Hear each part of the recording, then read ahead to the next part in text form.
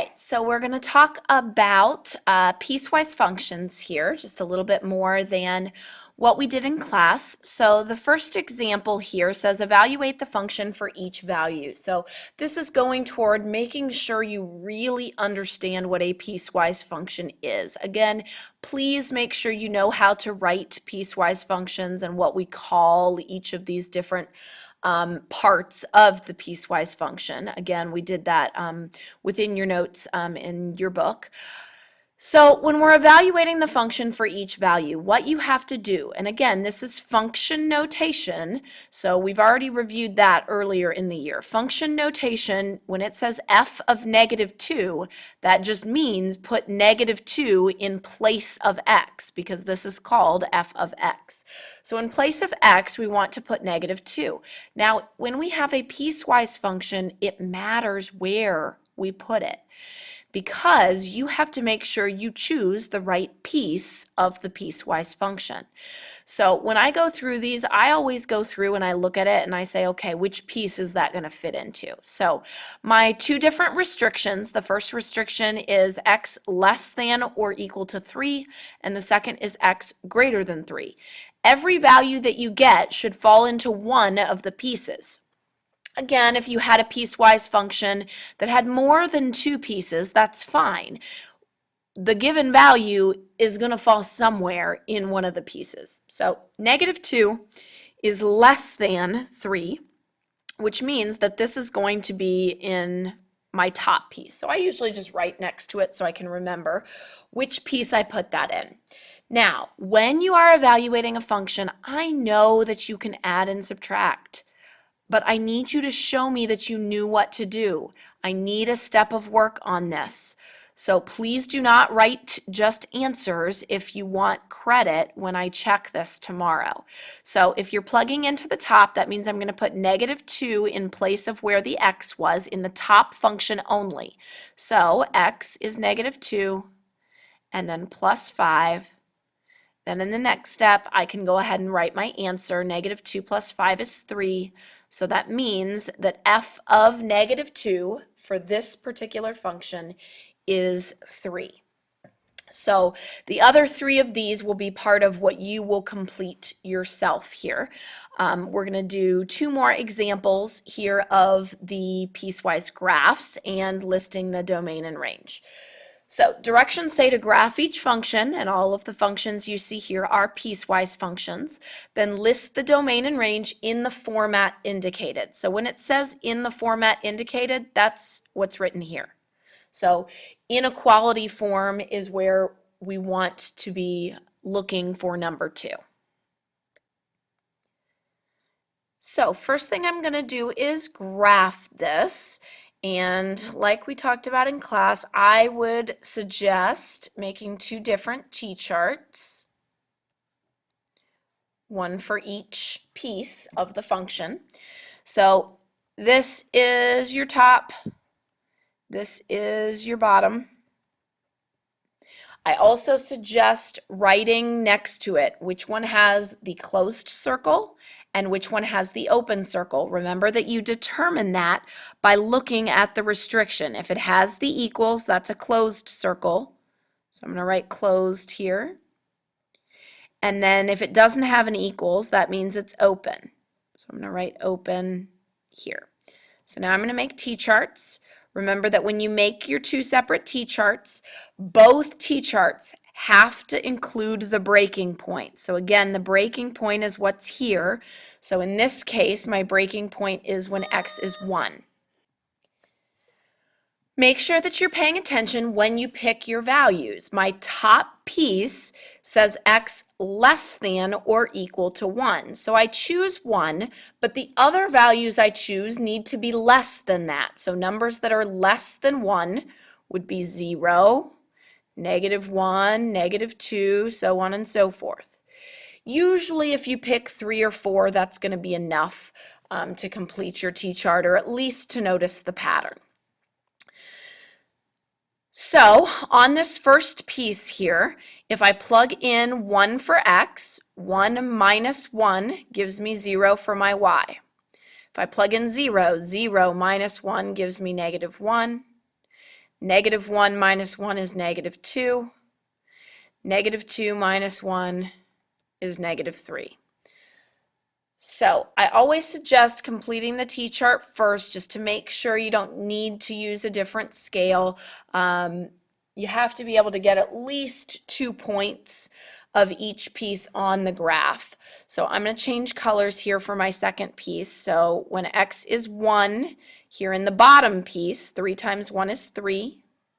Then my other numbers, again, pay attention. It shouldn't be the same as this one because my bottom piece says when x is greater than 1, so bigger.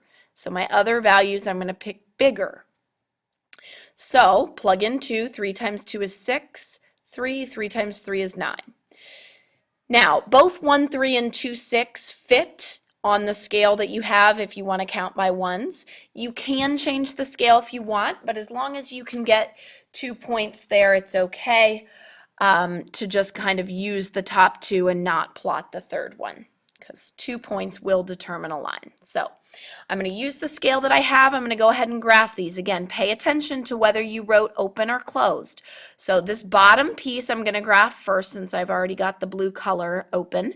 So it has an open circle at its breaking point, so the point 1, 3. So right 1 up 3 has an open circle.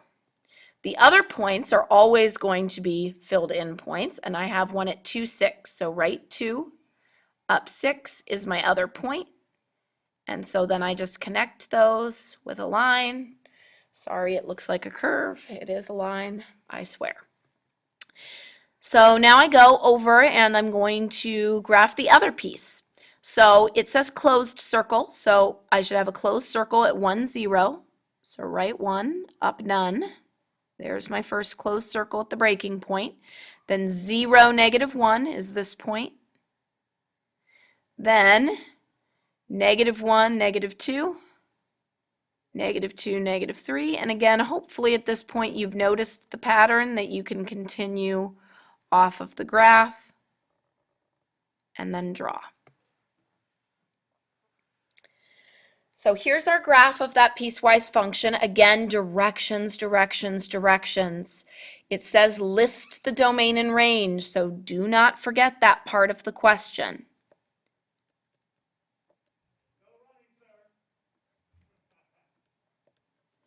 Okay, so when we are looking at domain, what I always suggest is look at the graph, and domain is x values. So the first thing you should do is look to the left. So as I look to the left, if I'm tracing my finger to the left on the graph, does my graph keep going in that direction, or does it stop somewhere? Well, as I trace left, this line is slowly going down further and further and further and more to the left.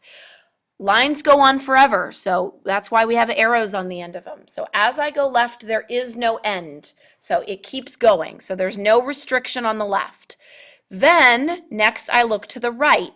And I say, okay, as I look to the right, do I have x values that are continuing, or do I have x values that stop? And again, this piece is going to the right and up. It's got an arrow, so it keeps going. So that means when I looked left, since there was no boundary, that means my left-hand limit there is -infinity, meaning it can go as far left as we want. So in inequality format, we're going to sandwich this x. -infinity is my left-hand limit. Whenever it's between or whenever you're using two infinities, you do a sandwich here. Never ever put the equals, because infinity you can never actually reach. And then because there was no bounds on the right side either, that means goes to infinity. So the domain is x is between -infinity and infinity, which is the same thing as saying all real numbers. Again, don't say all real numbers. That's not correct because it asked you to write it in inequality format. Now, when I look at the range, as I look down, as I'm going down and scanning my graph, I see that I do have a stopping point. There are no y values in between here at all. After after this little break, however, it keeps going down. So starting at this y value, it's continuous, but there is a little break between this. So that means I'm going to have to write my inequality in two different pieces. So the first piece I can say the y value here, and again, when we're talking about range, it's the y value of this point, not the x value. The y value there is 0. So y can be less than or equal to 0, because that's all the y values down here. And y can also, there's a jump, so there's no y values in between 0 and 3, but it starts again at 3 and then continues on forever. So, and y is greater than 3. Again, when you look at this point where the y values start again, make sure you're not writing 1. That's the x coordinate, not the y coordinate. Also, make sure you didn't put in equals here because this is an open circle, meaning that 3 is not actually included. It's just all the numbers that are bigger than 3. So 3.1, 3.11, so on and so forth. Those are all bigger than 3. So there's our domain and range there. All right, we're going to look at one more of these. And this one I'm going to graph kind of via a different method. Now, if you love the double T-chart method and you're good at it and you're getting the right answers, awesome. You don't ever have to try the other method. It's not like substitution and elimination where you really need to know how to do both. This is just a matter of your personal preference and whichever way is easiest for you. So, what I'm going to do here, and it's hard for me to do on the recording because of the fact that I can't erase so easily. I don't have an erase button on this software. But what I can do is I can use white to kind of go over top. It'll be messy, but bear with me. It's much easier when I show it on the board. So the other way that we can do this, other than the double T-chart, is to just simply graph the entire line or the entire function of each piece, put in the breaking points and circles, and then erase the part that you don't need. So it's kind of similar to what we did with inequality shading. Now, of course, this requires that you actually are proficient at graphing a line using slope-intercept form, because that's how this is written. So instead of making the T-charts, I could just start out by graphing the line y equals negative 3x minus 1.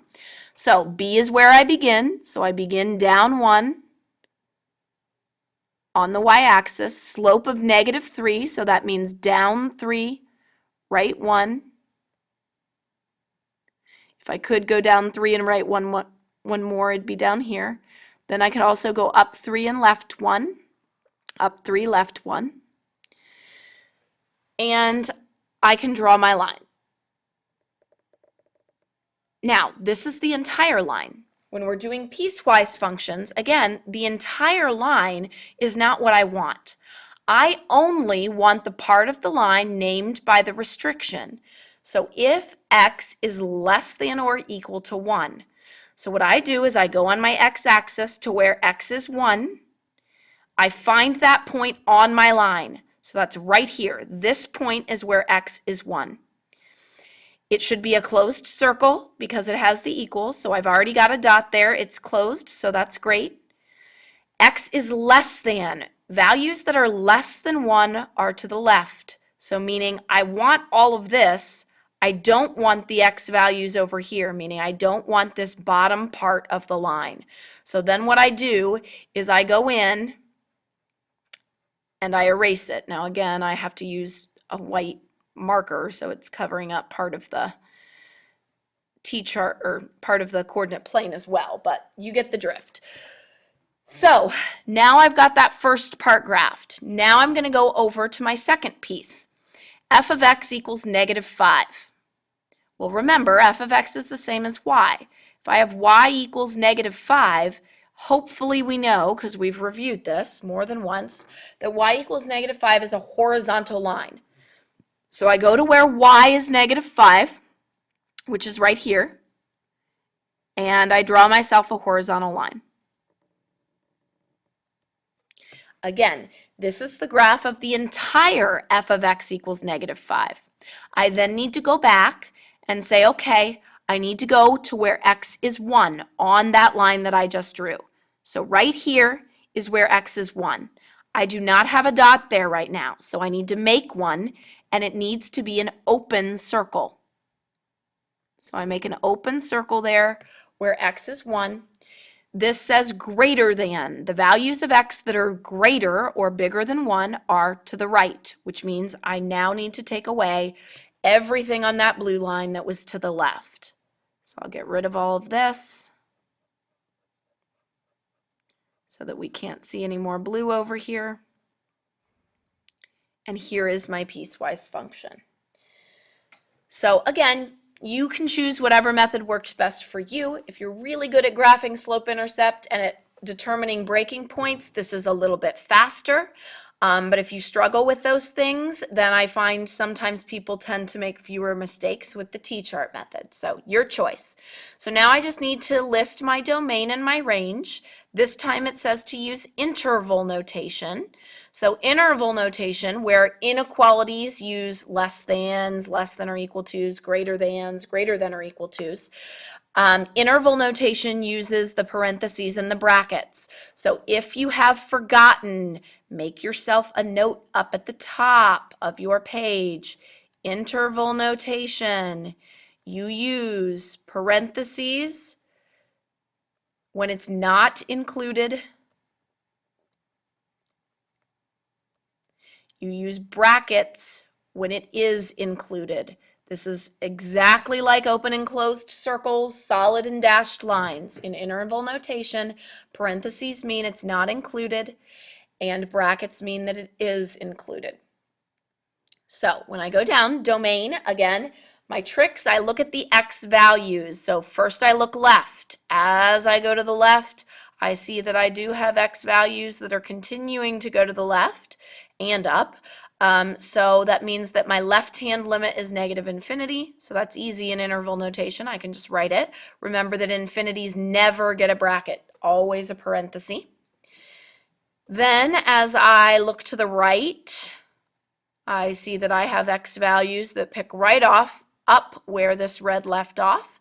So infinity there as well. The range. When I'm determining range, first I look down, see if there are any gaps as I look down or any stopping points. Well, in this case, I have both a gap and a stopping point. There's a gap between these, this little area here, there's nothing covered in the y's, and there's nothing below this y value. So there's nothing going down after my blue line. So that means that my range on the lower end, there's nothing below the -5 because that's the y value here. So you can't say from -infinity to -5 because there is nothing below -5. So that means it starts at -5. -5 is included, so it's a bracket. And it actually just goes to itself for a minute because it's only on this line, the only y value there. And then anytime we're doing multiples, just like we wrote and here for the range, the equivalent of that in interval notation is what's called a union. You just put a capital U and then you draw another one. So on the y values, I pick back up again where y is -4 because the y value at this red point is -4, and then the y's keep going up infinitely. So 4 to infinity. Now, I always get people who say, but why did you have to do this? Why couldn't you just say -5 to infinity? Because if I did that, I would be implying that this whole area that I said was a gap was included, and it's not. Any values between -4 and -5 are not actual y values on this graph. So that's the difference. All right, rest of it is yours to finish